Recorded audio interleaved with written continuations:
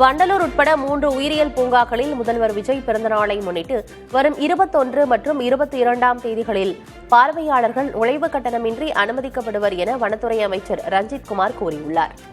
தலைமைச் செயலகத்தில் செய்தியாளர்களிடம் பேசிய அவர், வண்டலூர் பூங்கா, சேலம் குரும்பட்டி வன உயிரியல் பூங்கா, வேலூர் அமிர்தி உயிரியல் பூங்கா ஆகியவற்றுக்கு 21 மற்றும் 22ஆம் தேதிகளில் வரும் பார்வையாளர்கள் கட்டணம் செலுத்த தேவையில்லை என்றார்.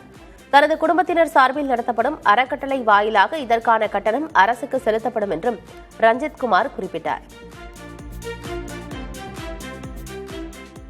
சிறுவர்கள் முதல் பெரியோர்கள் வரை அனைவரும் நுழைவு கட்டணம் இல்லாமல், என்ட்ரி ஃபீஸ் இல்லாமல் வழக்கமான முறையில் ஆன்லைன் மூலம் நுழைவுச்சீட்டு பெற்றுக்கொண்டு 2 நாள் 21/6/2026 ஞாயிற்றுக்கிழமை அன்றும் மற்றும் அவருடைய பிறந்த நாள் அன்றான 22/6/2026 அன்று திங்கட்கிழமை ஆகிய 2 நாட்களுக்கு சிறுவர்கள் முதல் பெரியவர்கள் வரை பெற்றோர்கள் அவர் குடும்பத்தார் அனைவரும் ஆன்லைன் மூலம் அந்த நுழைவுச்சீட்டு பெற்றுக்கொண்டு அனுமதிக்கப்படுவார்கள்.